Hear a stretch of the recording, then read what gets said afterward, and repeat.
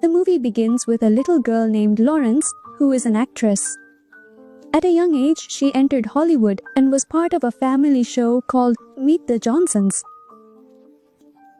Her life was quite different from other children her age. She led a luxurious life and was happy.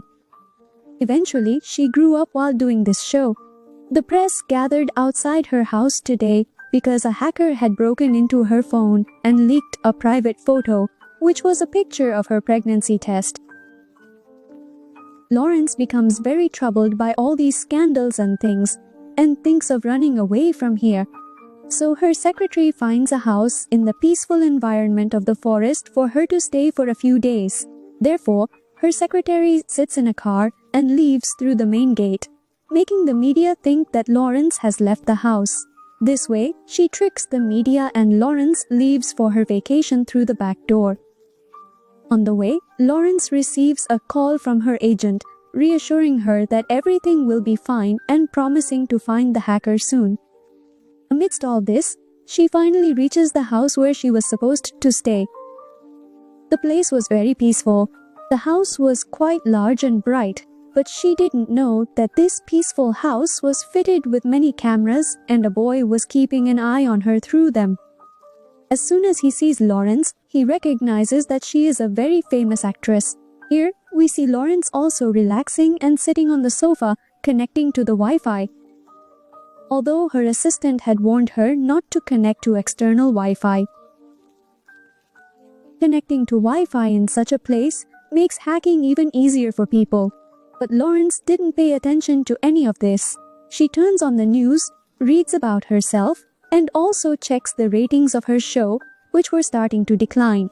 In the same family show where she grew up, the person playing her father was actually the father of Lawrence's child. Now the same man calls Lawrence and asks her where she is, but Lawrence does not tell him her location. Peter says in a sweet voice, "Lawrence, try to understand. We need to handle things very carefully so that our life, our image, this relationship, and especially our show don't get ruined. Look, if the pregnancy story gets out, everything will be destroyed."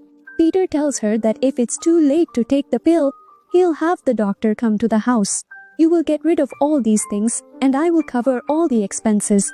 Just tell me your location." Hearing such things from the man makes Lawrence even angrier, and she hangs up the phone. We are told about Peter that not only is he married, but he also has children, and he knows that the news of Lawrence's pregnancy will ruin not only his professional life, but also his personal life. That's why he was very troubled in front of that man. At this time, his assistant named Croft was sitting there, telling him that if he wants, the whole matter can be resolved. "Just give me the money and watch the show. Look, everyone knows that Lawrence is already troubled. I will go and kill Lawrence and create a scene where it appears that she overdosed on drugs out of distress. And this way, you'll be free from this problem." On the other hand, we see Lawrence again, who has become very troubled by all the calls, and she switches off her phone. The boy who was keeping an eye on Lawrence also falls asleep watching her CCTV footage, and in the meantime, his uncle arrives, sees the footage on his phone, and realizes that someone very rich has come to stay on their property. Immediately, an idea pops into their minds, and they plan to go to the property and commit a theft. The person who planned the theft was named Darren. He takes his roommate, Murch, with him. Their simple plan was to steal something from here and run away. But Lawrence's dog caught their scent and started barking loudly. This scared Lawrence, and she got up. She also realized that someone was in the house, so she goes and hides in a small cabin inside a room. Inside the cabin, she hears the sound of things moving in the room. Lawrence shouts and asks, "What do you want after all?" Murch gets a little nervous hearing her voice, but Darren tells him, "We have nothing to do with this. Just gather the stuff and let's get out of here quickly." Murch doesn't listen to Darren and says, "This girl will definitely get us in trouble. We should stay here and threaten her, really make her afraid."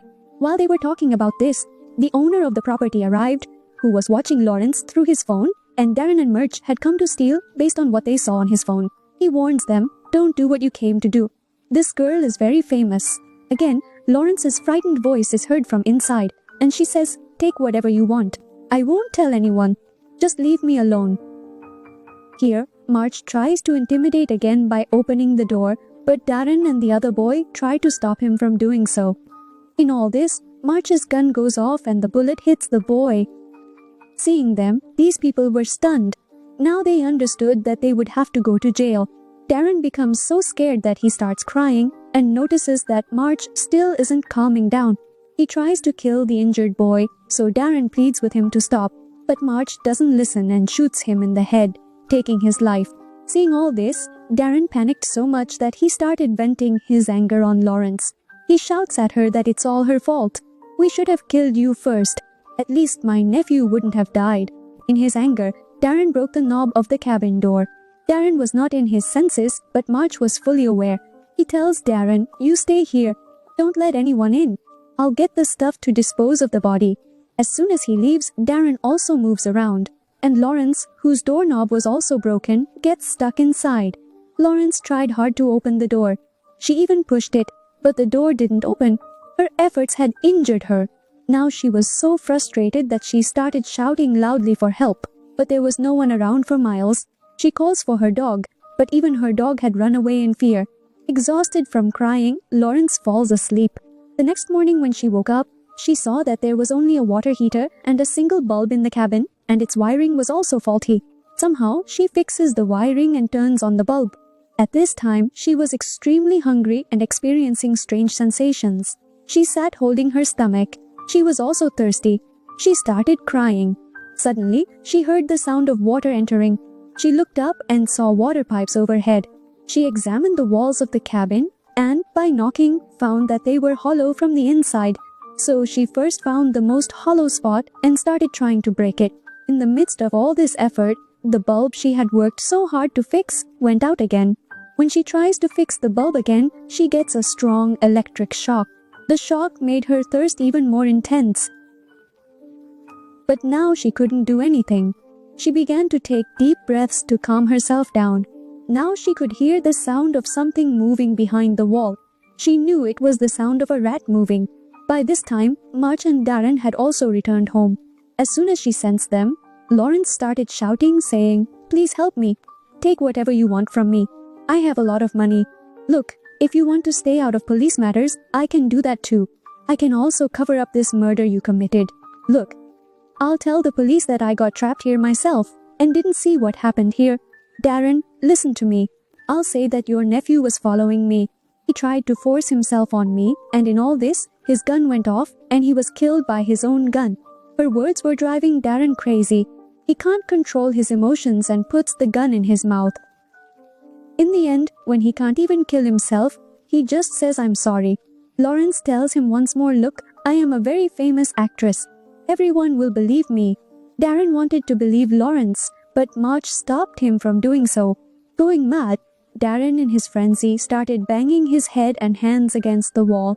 In anger, March fired bullets at the wall to stop him, but the bullets ricocheted off the wall and hit March in his own head and Darren on the shoulder.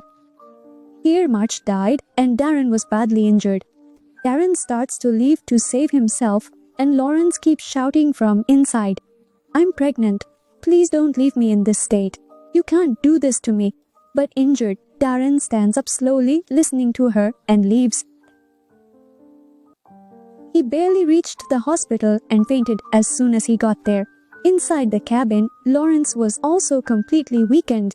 Suddenly, a rat ran over her and she got an electric shock. She stood up again. She couldn't stay there without light, so she tampered with the wiring again and tried to turn on the bulb again. The bulb was lit. Now she saw an iron pipe nearby, which she picked up and managed to kill the rat. But all the work she did hungry and thirsty made her even weaker, and she fell down, and now she started hallucinating. The scene cuts to the police talking to Darren in the hospital. The doctors had also informed the police that Darren was talking about a pregnant woman in his unconscious state. But since he's in a state of intoxication, his words cannot be trusted. Inside the cabin, Lawrence's condition was now becoming fatal. Her thirst grew so intense that she began to lick the drips coming from the overhead water pipes. Her thirst still wasn't quenched, and she began licking the ground where the water was falling. Just a few drops of water gave her strength again. She picked up the same metal pipe she had used to kill the rat and started breaking the wall. As soon as she breaks the wall, she becomes even more disappointed because there was another wall of bricks inside. She couldn't get out and go this way from here. However, she finds a mouse nest inside this wall, and luckily, there was a hammer inside the nest. Seeing this, she became happy. She could open the door with this. While she was thinking about this, another problem arose. The water pipe coming from above bursts and water starts filling this small cabin. On the other hand, we now see Lawrence's dog, which a girl had rescued from the street. She takes a picture of this cute dog and posts it online, and shortly after, she sees that her post received 1,000 likes. Then she finds out in the comments that this dog was actually Lawrence's dog. The police go to Darren's house and start investigating about him. After all, how did he get shot? And the police find a blood-soaked shirt at Darren's house. Here, Croft, the guy who was ready to kill Lawrence for his friend, sees the woman's post and contacts her to try to find out where she found the dog. He was willing to pay a large amount to know the dog's location, and hearing this, the girl realized that the matter wasn't just about a dog but something more. Leaving this scene, we are shown that Darren regained consciousness in the hospital. The police investigate him and ask about his nephew and his friend Marge. And here, Darren flatly refuses to say anything about them and says he knows nothing about them. When the police ask him who attacked him, he says that he got shot due to his own mistake. He says he was firing at a lock to break it, and the bullet ricocheted and hit his shoulder again. Here, the police inform him that they searched his house and found a blood-soaked shirt, which has now been sent for forensics, and the police say they will soon find out whose blood is on it. At this time, we are shown Croft on the other side, who has now reached the vet where the girl took Lauren's dog.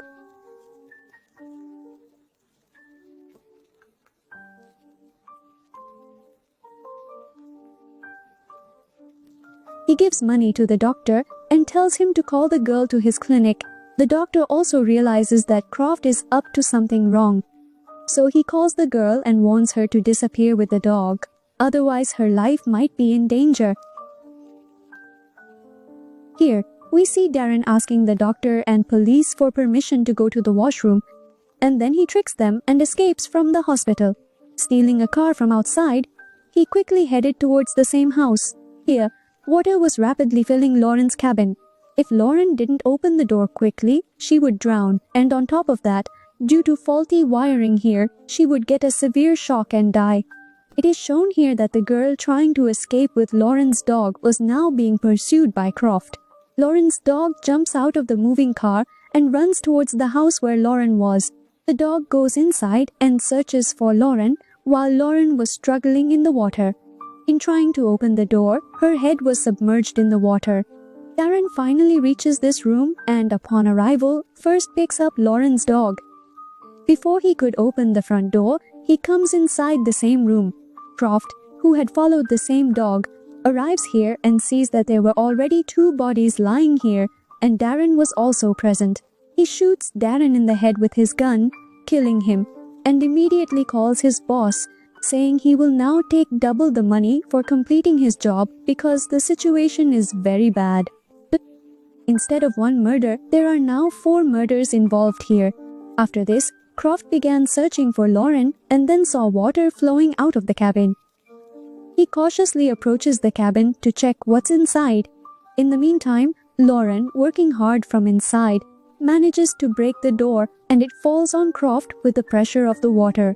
The door was on top of Croft and Lauren was on top of the door. In the meantime, the girl who found Lauren's dog also arrives here.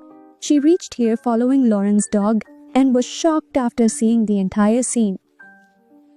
At this time, she gives Lauren a hand and jokingly says, "Maybe someone killed your bodyguards." By this time, Croft also gets up and points his gun at Lauren. The other girl tries to stop Croft, and Lauren seizes the opportunity to escape. But the girl wasn't strong enough to hold Croft off for long. Croft punches her hard and knocks her unconscious. We see that Lauren had also hidden. She was waiting for a special moment. As soon as Lauren emerged, seizing the right opportunity, She hit him hard on the head from behind with a metal pipe, and Croft fell down unconscious. At this time, Croft's phone rang. Lauren saw that it was her friend's call. She answered the call, but didn't say anything.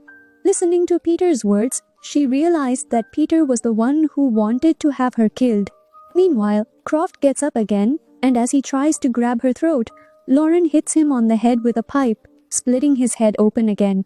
Blood gushes from his head in such a way that Lauren's whole face gets covered with blood. But anyway, she survived.